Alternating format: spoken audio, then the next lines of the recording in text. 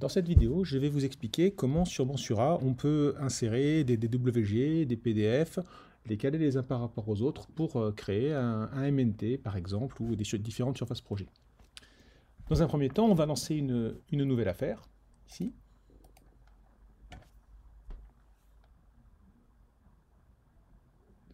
Et Mensura s'ouvre. Alors il s'ouvre dans un module qui est le module DAO, qu'on voit ici avec le petit onglet.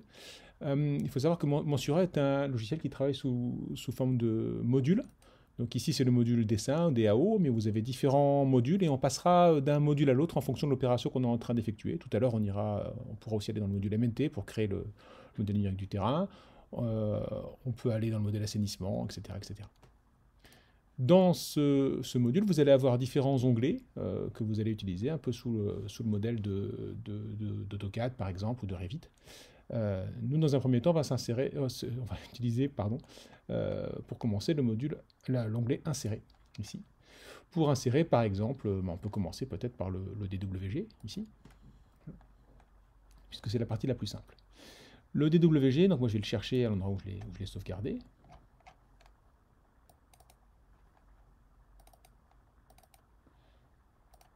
Ici, et je l'ouvre.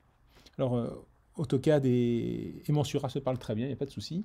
Il y a très peu de choses qu'il faut regarder. Voilà, vérifier peut-être l'unité. Ici, il propose une unité en mètres, un facteur d'échelle éventuellement.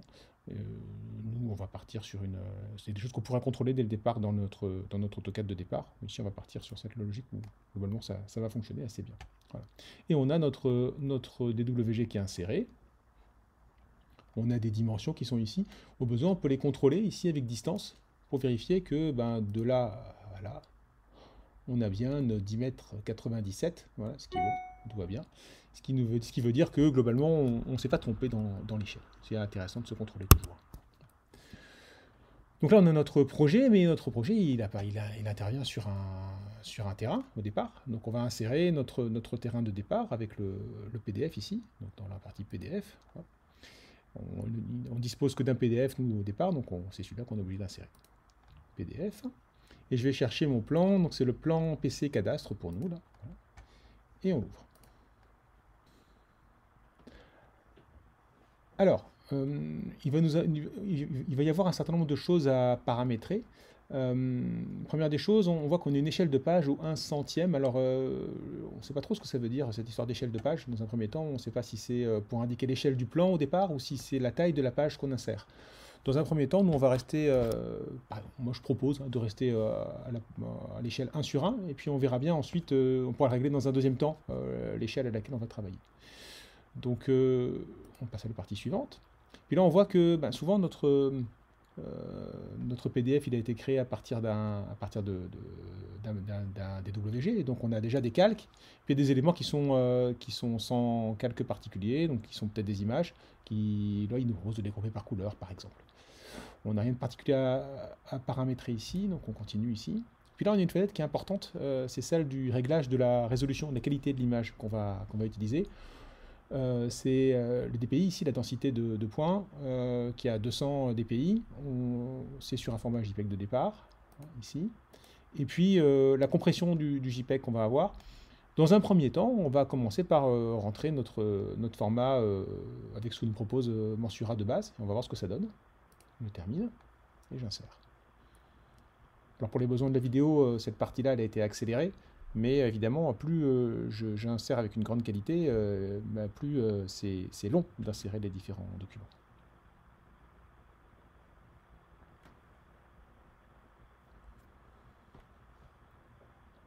Alors, il est inséré, et là on se rend compte qu'il s'est inséré à la bonne taille, enfin une taille qui était intéressante, et puis ensuite il est devenu tout petit.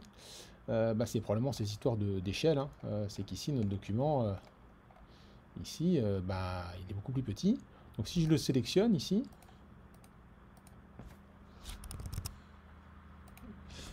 et que je vais voir ses propriétés ici, si je regarde le plan, on va voir qu'il est au millième ici, ce plan, il est à l'échelle 1 millième. Voilà, il faut probablement que je le grossisse, donc je vais l'augmenter à l'échelle 1000 fois ici. Et puis logiquement il va grossir.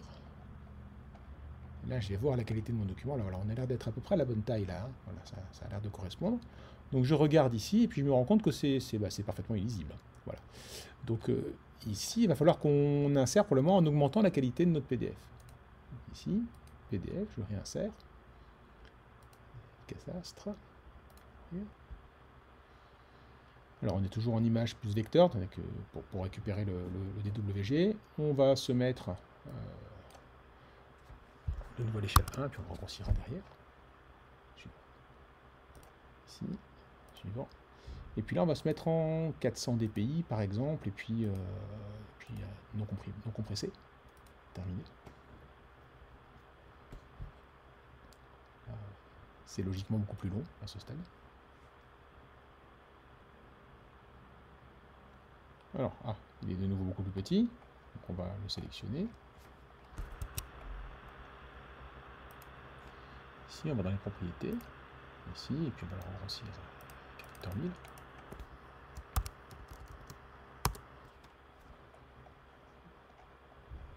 Là, on constate qu'il n'a pas été inséré au même endroit, c'est-à-dire que naturellement, il l'a déplacé, Mensura. Ça veut dire qu'il faudra caler les uns par rapport aux autres, les différents documents. Et là, quand je regarde la qualité, cette fois-ci, moi, je me rends compte que là, ça va être beaucoup plus lisible. Et le fait d'être avec un DWG, enfin, avec un document où on a conservé les vecteurs sur le PDF, va faire qu'on va pouvoir aussi utiliser les points d'accrochage. On voit bien les différents ici, ici qu'il y a du PDF, il y a de l'AutoCAD derrière ce document. On va donc effacer celui-là. Alors sur Mensura, beaucoup de choses se passent avec le clic droit de la souris. Ici, si je fais un clic droit, une fois que je l'ai sélectionné, il me propose différentes actions, notamment effacer ici, donc j'efface. Je vais déplacer le document, donc clic droit, déplacer. Hop, je vais le mettre un peu plus loin, tranquille pour le déplacer. Et puis je vais devoir caler mon document l'un par rapport à l'autre. Alors, dans l'absolu, je ne sais pas réellement si l'échelle que j'ai sur mon PDF, elle est exactement à la bonne échelle par rapport à l'autre. Donc il va falloir que je cale l'un par rapport à l'autre. Alors, pour bien montrer l'intérêt de la chose, je vais volontairement me mettre avec une mauvaise échelle au départ. Donc, je suis plus petit. Et je vais utiliser dans PDF, là, dans le menu qui est ici, on voit qu'on a la possibilité de caler le PDF. Donc je lance la fonction caler. Et il me demande de sélectionner un point de mon image pour le caler sur un DWG, par exemple, ou sur un autre PDF, si j'ai un autre PDF. Donc si je zoome un peu, je vais essayer de trouver des points qui sont caractéristiques et les plus longs possibles, parce que plus c'est long, plus le calage, quand il va se faire, il va être précis. Donc ici, j'ai la grande longueur qui est ici, là, qui va être intéressante. Donc je vais caler mon PDF en récupérant le coin, et on voit qu'il est ici notre coin. Et on voit que là j'ai des accrochages aux objets, je les retrouve ici, les accrochages aux objets, hein. Voilà, comme sur AutoCAD ou sur Revit. Donc je sélectionne mon coin ici. Continue là. Hop. Et je l'emmène sur un autre point, qui va être logiquement l'angle ici.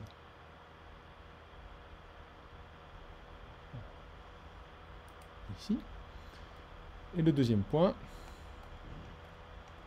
mon deuxième angle ici, donc je sélectionne le bon, hop, que je vais emmener de l'autre côté, ici. Et voilà, il s'est calé, et visiblement il a l'air de s'être calé à peu près par-dessus, sauf que voilà, j'ai bien l'impression qu'on est parfaitement calé. En fait, c'est l'équivalent de la fonction alignée sur AutoCAD. Donc le seul problème, c'est que je ne vois pas mon document derrière. Donc pour mieux le voir, je vais juste sélectionner mon PDF.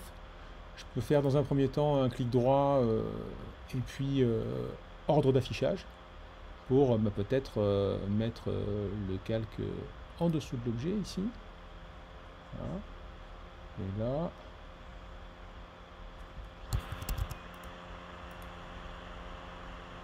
je pars entièrement. Là. Ici, je reviens, je vais dans propriété et puis je vais le mettre transparent. Voilà.